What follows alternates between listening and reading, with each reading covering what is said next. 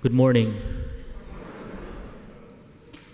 There is an SVD priest in the Philippines named Father Jerry Orbos who became a famous preacher and author. In his book entitled Treasured Moments, Father Jerry mentioned that while he was in Canada, he met a 70-year-old priest who still looked young, was very energetic, and full of life and love. When he asked the old priest about his secret, the old priest told him, "Don't let anything or anyone destroy your peace. Keep your peace at all times. If you get angry and upset, you lose your peace. If you worry too much, you lose your peace.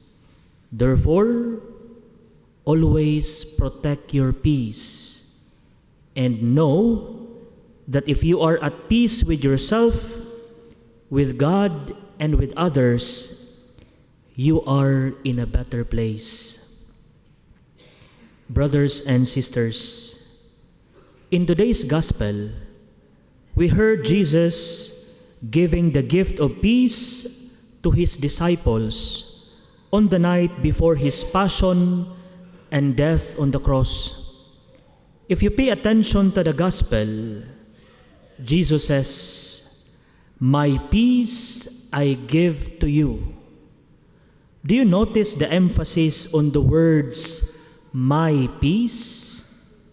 When Jesus told his disciples that he was giving them his peace, he was telling them that his peace is totally different from other forms of peace in the world.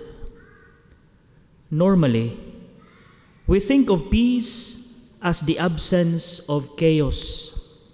We think of peace as being free of tension and trouble. We think of peace as living life quietly, without disturbing anyone, or just being content with ourselves and not feeling bothered by what is happening in the world. However, this is not the kind of peace that Jesus gave to his disciples.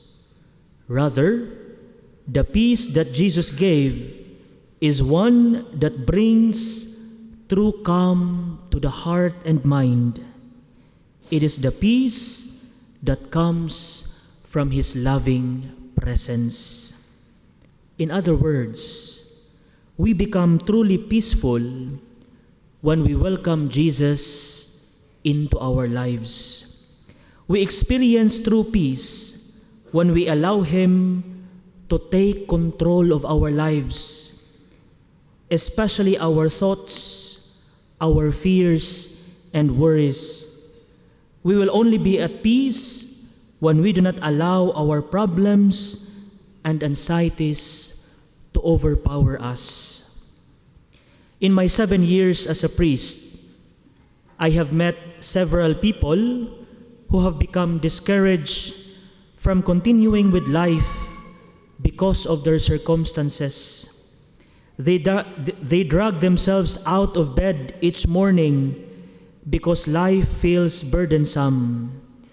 They worry so much that they fail to see the beauty of life. They worry so much that they miss out on the joy life has to offer. They worry so much that they lose their peace.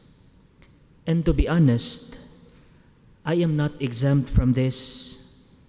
I admit that there are moments in my life when I tend to lose my peace. These past few weeks have been especially difficult for me. After learning about my new assignment, I felt overwhelmed. I was extremely anxious, filled with doubts, and plagued by so many questions I sometimes struggled to find answers to. I have had so many uncertainties about myself and my abilities that I became very distracted. And all of that happened because I allowed worries, fear, and distractions to overpower me. I lost my inner peace because I did not allow the Lord to take control of the situation. It felt as though Jesus was telling me, "Why are you afraid and anxious? Don't you trust me? I would not put you in this place if I did not believe you could handle it. My grace is enough for you. Be at peace with yourself. I give you my peace, which comes from my never-ending presence in your life." Brothers and sisters, this is also the message of Jesus to all of you. I am sure that many of you have worries and fears in life. Many of you feel anxious and afraid, and Jesus is telling you now, do not be afraid. Do not let your peace be taken away because of your fears. Let me be a part of your life, for I can turn all your fears into peace. Just have faith in me. This is the assurance our gospel today offers us. So do not be afraid. Do not worry about what is happening in your life or what is yet to come. Instead, lift everything to Jesus and say, "Lord, I entrust everything to you. In the hardships I am experiencing now, I know that you will not abandon me. To you, I give my complete trust."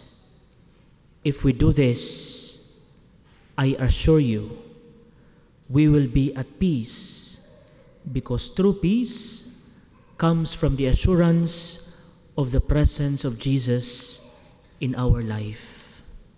Amen.